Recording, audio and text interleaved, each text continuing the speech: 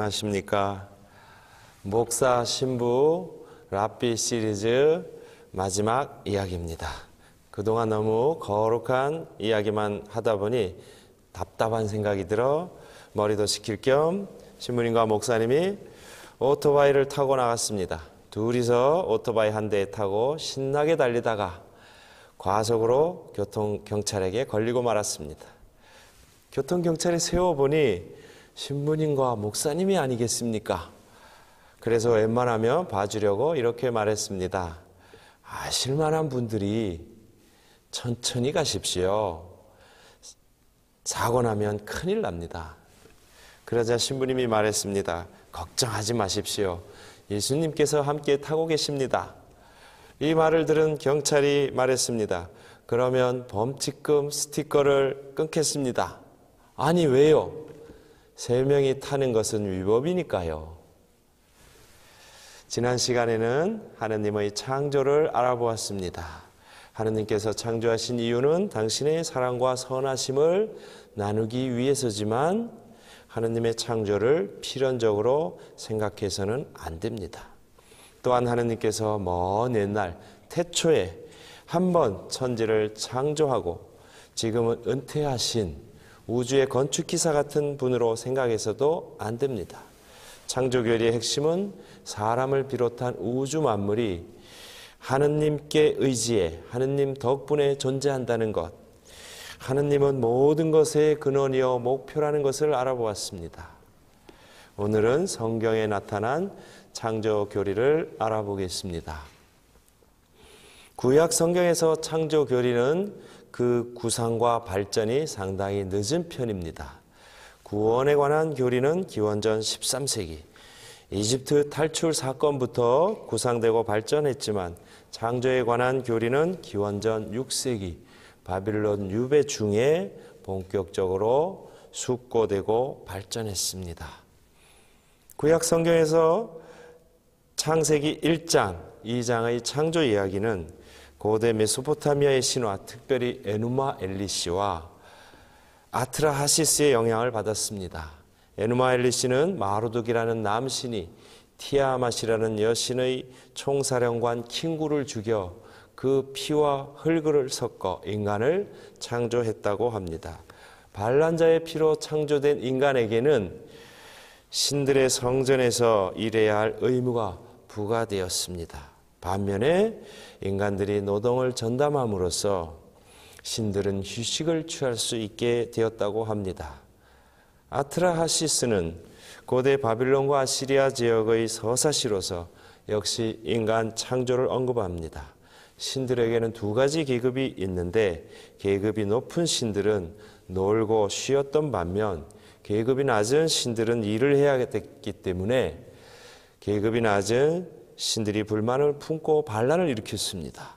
높은 계급의 신들은 이 반란을 무마하기 위해 인간을 창조해 낮은 계급의 신들이 하던 노동을 전담하게 했습니다. 인간이 노동하게 된 덕분에 낮은 계급의 신들도 휴식을 취할 수 있었다고 합니다. 이 두 신화의 공통점은 신들이 서로 싸운 결과 신들의 시중을 들도록 인간이 창조되었다는 것입니다. 창세기 1장, 2장의 창조 이야기는 이런 근동신화의 영향을 받았지만 유일신 사상 덕분에 인간과 하느님의 위치를 제대로 정립시켰습니다. 즉, 인간은 하느님 앞에 서 있는 존재이지 서로 질투하는 변덕스러운 잡신들의 놀이개가 아니라는 것입니다. 하느님은 우주 만물과 엄연히 구별되고 만물을 초월하는 유일한 존재임을 인정함으로써 창세기는 범신론과 다신론을 배격하며 우주 만물은 아무런 중간 존재의 매개 없이 하느님의 결의와 호의만으로 창조되었음을 강조합니다. 그러므로 성경의 창조 이야기가 그 시대 주변 민족들의 우주 생성론과 비슷할지라도 본질적으로 유일신론에서 출발한 세계관을 보여줍니다. 기원전 6세기 바빌론 유배 중에 활동한 제2 이사야는 바빌론 제국의 억압에서 이스라엘 백성을 풀어주시는 주 하나님의 능력을 숙고하면서 창조교리와 구원 신학을 연결시키고 신학의 체계를 잡았습니다. 제2 이사야는 우주 창조와 이스라엘 백성의 귀환을 연관시켜 생각하면서 바벨론 제국을 무너뜨리고 세계 역사를 주관하시는 하느님의 힘은 우주 창조의 능력과 같다고 여겼습니다.